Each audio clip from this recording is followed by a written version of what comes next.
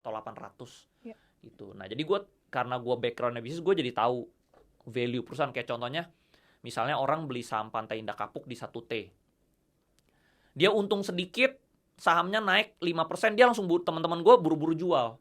Karena mental dia tuh mental trader, pure trader. Kalau mental gue tuh mental bisnis, gue merasa 1T, terus tiba-tiba sahamnya naik nih jadi 2T, udah untung 100%. Tapi Pantai Indah Kapuk sebesar ini harusnya minimal 100T. Nah, gue bisa untung 100T, kenapa gue harus jual di 2T valuasinya? Ya jadi gue hold.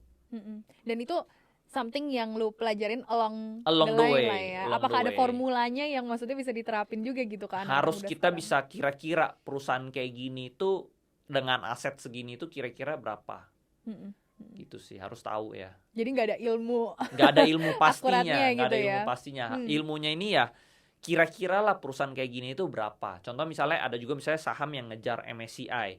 Kita juga harus tahu kalau dia mau ngejar masuk MSCI, dia kira-kira harus di harga berapa dia masuk MSCI dengan free float yang jumlah saham beredar seperti ini gitu loh.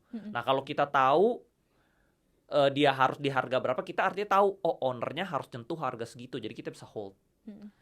Gitu. Jadi sebenarnya ini ilmu apa ya? Psikologis sih.